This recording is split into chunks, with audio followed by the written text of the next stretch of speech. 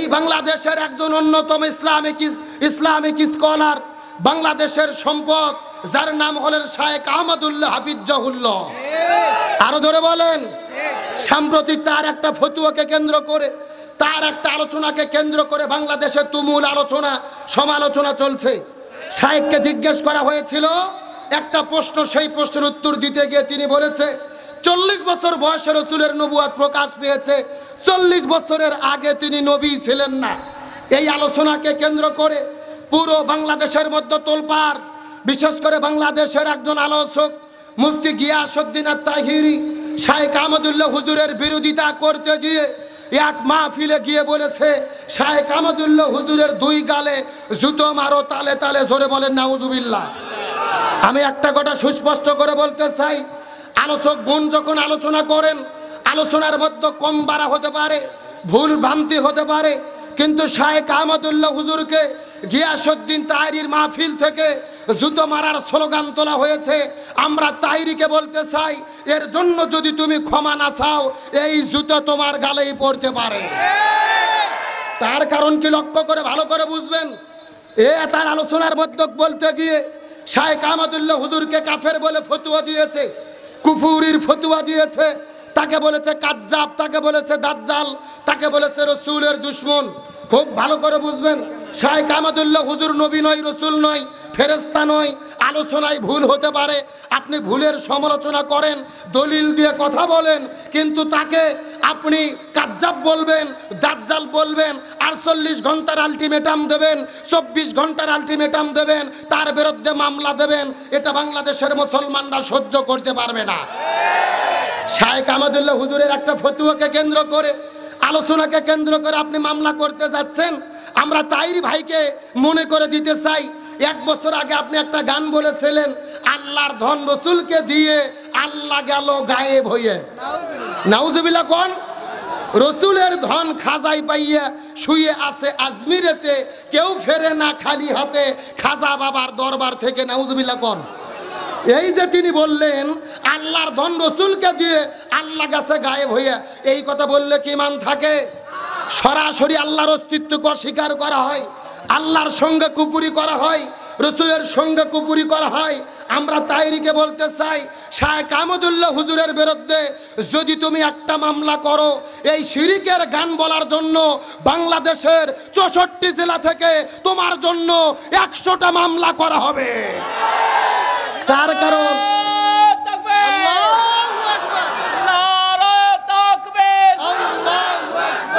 ইসলামের দুশমনেরা হুঁশিয়ার সাবধান, হুঁশিয়ার সাবধান, ইসলামের দুশমনেরা নারায়ে তাকবীর। তার কারণ গভীর মনোযোগ ভালো করে বোঝার চেষ্টা করবেন। আমরা তাহিরিকে বলতে চাই, থানা শুধু তুমি একা চেনো না, আমাদেরও থানা চেনা আছে। এ কথা কর না কে? শায়েখ আহমদুল্লাহ হুজুরের ভক্ত কি কম আছে? তুমি যদি 1 মামলা করো, 1000 মামলা প্রস্তুত হয়ে যাবে। এর জন্য দয়া করে বলি, মামলা টামলার দিকে যাইও না। এক আলেম যখন আরেক আলেমের বিরুদ্ধে কথা বলে, ইসলাম বিদ্বেষীরা খুশিতে নাচানাচি করে, তারা মিষ্টি কিনে খায়। তুমি আজকে বলতেছো হাদিসে নাই, কোরআনে নাই।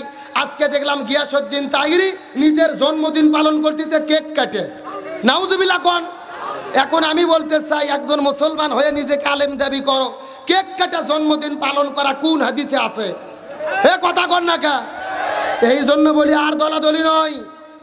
শায়েখ আহমদুল্লাহ হুজুর বাংলাদেশের সম্পদ। এই বাংলাদেশের 5 জন আলেমের নাম যদি কেউ জানতে চায়, সবচেয়ে বড় আলেমকে, যোগ্য আলেমকে, তার মধ্যে একজন শায়েখ আহমদুল্লাহ হুজুরের নাম থাকবে। তার কারণ তিনি শুধু আলেম নয়, তিনি সমাজসেবক, তিনি বাংলাদেশের মানবতার ফেরিওয়ালা।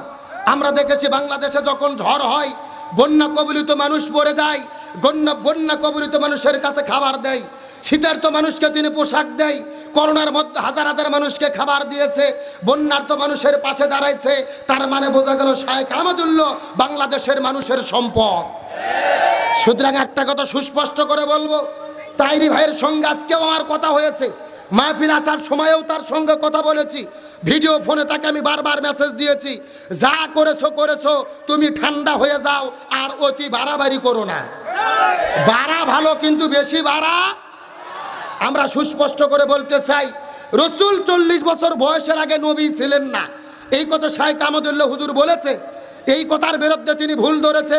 ভুল তুমি ধরতে পারো, দলিল দিয়ে কথা বলতে পারো, তার কারণ আমাদের সুস্পষ্টভাবে বুঝতে হবে রসুলের জীবনের নবুয়ত প্রকাশ পাইছে 40 বছর বয়সে, কথা সত্য, কিন্তু রসুলের নবুয়ত কখন থেকে শুরু? এক সাহাবী জিজ্ঞেস করে বলতেছি, ইয়া রাসূলুল্লাহ, তিরমিজি শরীফের হাদিস 3609 নম্বর হাদিস। এক সাহাবী জিজ্ঞেস করলেন, ইয়া রাসূলুল্লাহ, আপনি কখন থেকে নবী? রসুল বলেন, কুনতু নবিয়ান ওয়া আদামা বাইনার রুহু ওয়াল জাসাদ। যখন আদমের দেহ ছিল এক জায়গায়, রূহ ছিল এক জায়গায়, আদমের দেহটা মাটিতে গড়াগড়ি খাচ্ছিল, তখন থেকে আমি নবী। সুবহানাল্লাহ বলেন। তার মানে বোঝা গেল আমার নবী নবী হিসেবে নির্ধারিত হয়েছে আদম নবীর সৃষ্টির আগে, কিন্তু নবী হিসেবে প্রকাশ পাইছে 40 বছর বয়সে। নবুয়ত নির্ধারণ হওয়া আর প্রকাশিত হওয়া এক জিনিস নয়। কথা বলে না কেন? ব্যাখ্যাটা ভালো করে বুঝতে হবে। সুতরাং তাইরিকে বলতে চাই, যা করেছো থেমে যাও, আর লাপালাপি করো না।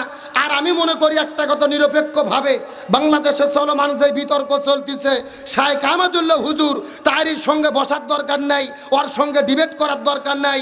5 সেকেন্ডের বক্তব্যে এই সমস্যার সমাধান হতে পারে। শায়েখ যদি শুধু নিজে নিজে লাইভে এসে বলে 40 বছর বয়সে নবুয়ত নবী পেয়েছে, প্রকাশ পেয়েছে, আমি এটাই বুঝেছি, এটা করলেই তো সমাধান হয়ে যায়, এটা বললে ভালো হবে, আর বিভ্রান্ত হবে না। অনেকেই বলতেছে না, তাইরির কথার জবাব দেওয়া যাবে না। কুকুরের কাম কুকুর করেছে, কামড় দিয়েছে পাই, তাই বলে কুকুরের পাই কি মানুষের কামড়ানো শোভা পায়? এটা সকলের দাবি, কিন্তু আমি বলবো না। একটা কথা বলার কারণে কুকুরের যদি কামড়ানো বন্ধ হয়, হইচই বন্ধ হয়, তাহলে কথাটা বলা দরকার। কথা কর না কে? আমরা আর দলাদলি চাই না। আমরা সকল আলেম যদি একদল হতে না পারি, এই বাংলাদেশে মুসলমানদের আরো 12টা বাজবে। কিন্তু আমাদের জন্য দুর্ভাগ্য, বাংলাদেশের আলেমরা আমরা একদল হতে পারিনি। আজকে দেখলাম গত 3 দিন আগে আদালতে, এই যে আমার প্রিয় ভাই হারুনুর রশিদ আছেন, সবসময় মুফতি আমির হামজা ভাইয়ের সঙ্গে থাকেন, কুষ্টিয়া ভার্সিটিতে তিনি পড়াশোনা করে, আদালতে একই চেয়ারে বসে আছে মুফতি আমির হামজা, মুফতি আলী হাসান ওসামা, তারপরে মুফতি মাহমুদুল হাসান গুনবি, একই চেয়ারে অসহায় হয়ে বসে আছে। আমি বলতে চাই, আদালতের বারান্দায় যাইয়ে যদি আমরা এক হতে পারি, আমরা ময়দানে কেন এক হতে পারলাম না? আমরা যদি ময়দানে এক হতে পারতাম, আমাদেরকে আদালতের বারান্দায় যাওয়া লাগতো না, আমাদেরকে কারাগারে বন্দী হওয়া লাগতো না। আজকে বাংলাদেশে এক হুজুর যখন আর এক হুজুরের বিরুদ্ধে লেগেছি, এক হুজুর আর এক হুজুরের বিরুদ্ধে ফতোয়া দেওয়া শুরু করেছি, তখনই আমাদেরকে জালেমেরা জুলুম করার সুযোগ পেয়ে গেছে। এই জন্য বলি, আর দলাদলি করার সময় নেই। আল্লাহ আমাদেরকে যতদিন বেঁচে রাখে, আওয়ামী লীগ, বিএনপি, জামাত, জাতীয় পার্টি বুঝি না, আমাদের পরিচয় মুসলমান, আর আমাদের সংবিধান হলো আল কোরআন। ওই মুসলমান পরিচয় মেনে, সংবিধানকে কোরআন মেনে এই জমিনে যতদিন বেঁচে আছি, এক দল হয়ে এই জমিনের ভেতরে জীবন পরিচালনা করতে কারা কারা যে আছেন, দুটি হাত আল্লাহকে তুলে দেখান।